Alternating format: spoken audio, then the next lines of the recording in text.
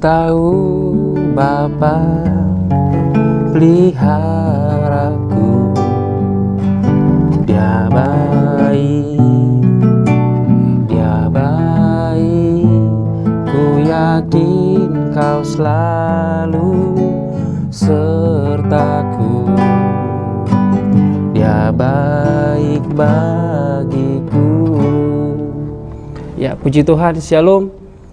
Saudara-saudara terkasih dalam nama Tuhan Yesus Kristus, kita bersyukur kepada Tuhan kalau pada hari ini kita diberikan kesempatan untuk kita kembali mendengarkan renungan firman Tuhan yang terambil di dalam 1 Raja-Raja pasal yang ke-17 ayat yang pertama sampai dengan ayat yang ke-6. Demikian firman Tuhan.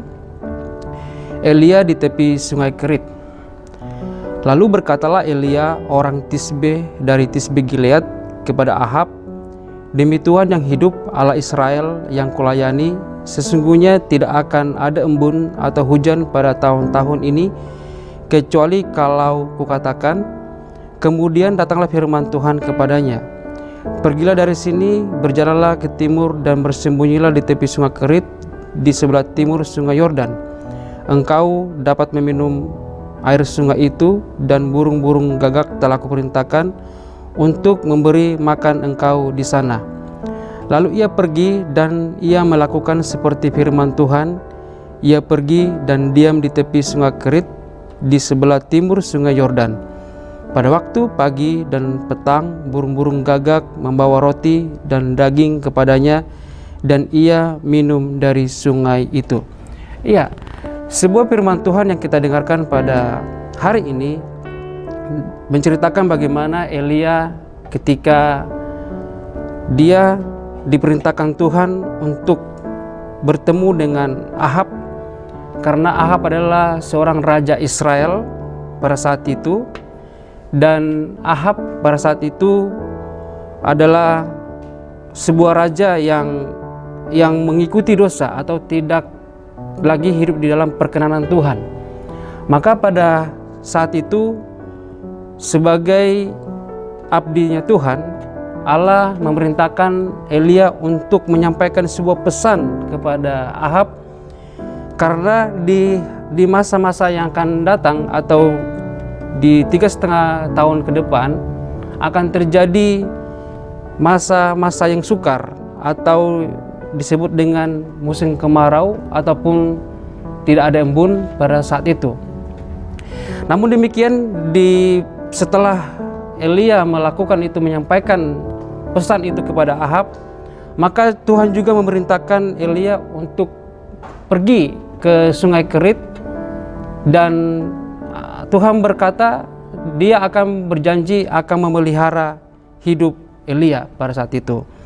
Maka kita melihat tadi membaca firman Tuhan itu, kalau Elia sungguh-sungguh taat dan mengikuti apa yang diperintahkan Tuhan, maka pada saat itu Elia ada di sungai Kerit, dan ketika ada di sungai Kerit, disitulah Elia melihat sebuah pemeliharaan Tuhan yang sempurna lewat seekor burung gagak yang diperintahkan Tuhan untuk memenuhi kebutuhan pangan dan makanan yang akan dikonsumsi oleh Elia pada saat itu. Nah, sebuah kebenaran firman Tuhan yang boleh kita renungkan pada saat ini adalah bahwa Tuhanlah yang memelihara setiap kehidupan orang-orang percaya. Kita akan belajar ada 4 hal pada saat ini yang boleh kita lihat dalam firman Tuhan. Mengapa Tuhan memerintahkan burung gagak kepada Elia, dan mengapa pula Tuhan menyuruh Elia untuk ada di sungai Kerit. Nah, kalau kita melihat hal yang pertama adalah yang perlu kita pelajari, Tuhan mengendalikan segala sesuatu. Hal yang pertama yang perlu kita pelajari adalah bahwa segala sesuatu ini yang terjadi dalam kehidupan orang-orang percaya itu semuanya dikendalikan oleh Tuhan. Termasuk juga hidup dari Elia pada saat itu, Bukan perkara yang mudah ketika dia harus menyampaikan firman kepada Ahab yang benar-benar tidak hidup berkenan di hadapan Tuhan. Karena firman yang disampaikan itu adalah bukan firman yang sesungguhnya untuk menjadi satu hal yang berita yang baik bagi Ahab, tapi sebuah teguran supaya Ahab itu bisa melihat keadaan bangsanya pada saat itu bahwa sudah semakin hidup di dalam dosa. Bukan hal yang mudah bagi Elia pada saat itu untuk mengatakan itu kepada seorang penguasa yang hebat di zamannya. Tetapi Elia benar-benar tunduk dan taat kepada perintah Tuhan.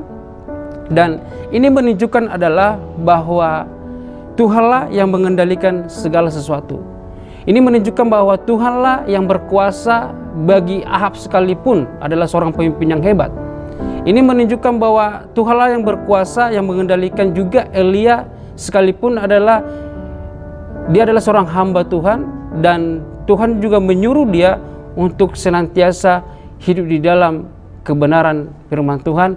Dan kita melihat di sana Elia benar-benar mengikuti apa yang Tuhan perintahkan dalam kehidupannya.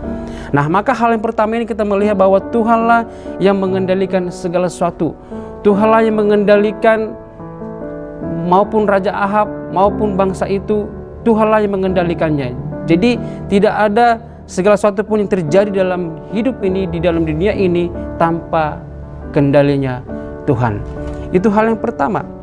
Lalu hal yang kedua yang perlu kita lihat pada kesempatan saat ini adalah bahwa Tuhan adalah Tuhan yang Maha Kuasa. Ketika Tuhan menyuruh Elia untuk pergi ke Sungai Kerit adalah bukan sesuatu hal yang mudah juga, karena dia harus menyendiri, dia harus jauh dari keramaian, dia harus mengikuti sesuatu yang tidak pernah dia akan hadapi, jalani. Tapi pada saat itu Elia benar-benar mau mengikuti apa yang Tuhan kehendaki dalam kehidupannya. Ini menunjukkan adalah hal yang kedua, ini menunjukkan bahwa Tuhanlah adalah yang Maha Kuasa bagi setiap orang. Kalau kita melihat bagaimana pada saat itu burung gagak Tuhan perintahkan untuk memberi makan, untuk memberi minum, memberikan roti, memberikan daging kepada Elia pada saat itu, sesuatu hal yang luar biasa. Ini menunjukkan bahwa alam semesta apapun di dalam keadaan dunia ini, Tuhan yang berkuasa, Tuhan yang Maha Kuasa, dan Tuhan yang mengendalikan segala satunya di dalam kehidupan ini. Bahkan hidup Elia pun dijamin oleh Tuhan. Kita bayangkan burung gagak boleh diperintahkan oleh Tuhan untuk memenuhi kebutuhan daripada Elia. Tidak ada latihan, tidak ada mungkin semacam kursus gitu ya untuk melatih burung tersebut. Tetapi itulah kendalinya Tuhan, itulah kuasanya Tuhan yang begitu hebat. Dengan seketika pun, dengan sebuah perintah yang luar biasa, yang Maha Kuasa, itu Tuhan perintahkan kepada burung gagak untuk memberikan makanan, roti maupun daging untuk Elia.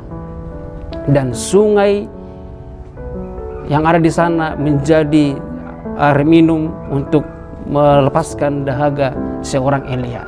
Sungai ini menggambarkan adalah sungai kehidupan. Menggambarkan bahwa Yesuslah sumber kehidupan. Dialah aliran air yang hidup, yang melegakan setiap dahaga umat manusia.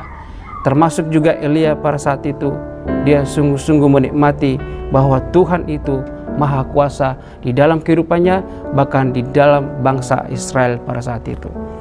Lalu hal yang ketiga yang perlu kita lihat dan renungkan pada hari ini adalah kita lihat di sana bahwa Tuhan juga berkarya dengan caranya. Sebagaimana tadi saya sampaikan bahwa burung gagak juga dipakai Tuhan untuk melakukan, untuk memenuhi segala kebutuhan daripada Elia. Dan Tuhan juga berkarya dengan caranya. Siapa yang bisa memikirkan tersebut? Manusia terbatas ada untuk memikirkan itu. Tapi kita melihat bahwa Tuhan begitu luar biasa. Tuhan pakai burung gagak. Kalau kita pikir-pikir, kenapa harus memakai burung gagak? Kenapa tidak memakai mungkin ada di Alkitab mungkin obaja? Kenapa tidak memakai mungkin orang lain gitu atau janda Sarfat? Tapi ini menunjukkan bahwa Tuhan yang berkarya dengan caranya. Oleh sebab itu, saudara-saudara terkasih dalam nama Tuhan Kristus, mari kita sadari dalam kehidupan kita. Mungkin kita melihat dengan keadaan-keadaan yang saat ini, mungkin kita tidak sanggup untuk melewatinya.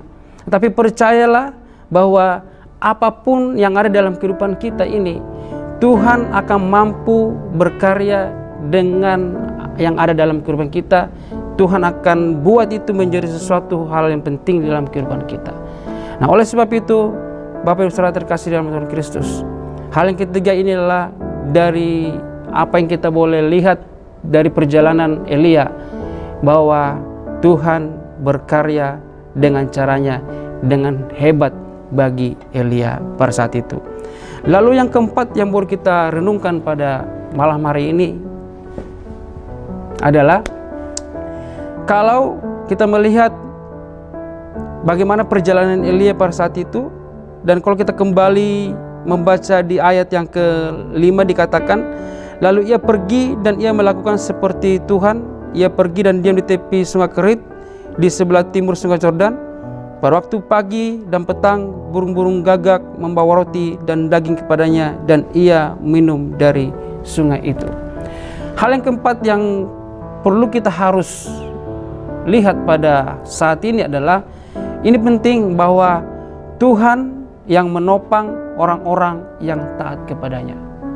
Kalau kita melihat bagaimana tadi awal-awal bahwa Elia disuruh oleh Tuhan untuk pergi ke Raja Ahab, bukan adalah perkara yang mudah, bukan perkara yang gampang, karena dia harus bertemu dengan penguasa. Lalu yang kedua itu menunjukkan bahwa Tuhan adalah Tuhan yang berkuasa. Lalu yang ketiga bahwa Tuhan adalah Tuhan yang mampu berkarya bagi anak-anaknya. Dia bisa membuat hal-hal yang ada di sekitar, bahkan yang tidak mungkin manusia, itu menjadi mungkin di matanya Tuhan. Nah, hal yang keempat ini perlu kita teladani adalah bahwa Tuhan yang menopang kepada orang-orang yang taat kepadanya. Dibutuhkan orang-orang yang taat kepada Tuhan. Dibutuhkan orang-orang yang senantiasa hidup dalam kebenaran firman Tuhan. Dibutuhkan orang-orang yang taat. Tentunya dengan ketaatan kita itu, maka iman kita pun akan bertumbuh, akan kuat dalam menghadapi setiap tantangan dan cobaan. Oleh sebab itu, dengan firman Tuhan yang boleh kita renungkan pada hari ini, bagaimana tentang kisah seorang nabi yang bernama Elia. Ini menggambarkan bahwa Elia adalah orang yang taat, yang mengikuti segala sesuatu apa yang Tuhan mau di dalam kehidupannya. Ketika anak-anak Tuhan taat, ketika anak-anak Tuhan mengikuti jalannya Tuhan, mengikuti arahannya Tuhan, mengikuti petunjuknya Tuhan, kita melihat maka di sana ada mujizat yang Tuhan sediakan di dalam setiap kehidupan orang-orang yang percaya dan senantiasa mengasihi Dia. Inilah firman Tuhan pada malam hari ini, sebuah renungan yang menggugah hati kita. Berkiranya lewat kisah Elia ini, ketika dia ada di tepi sungai Kerit, tidak gampang, tidak mudah, tetapi ada satu hal yang boleh kita lihat.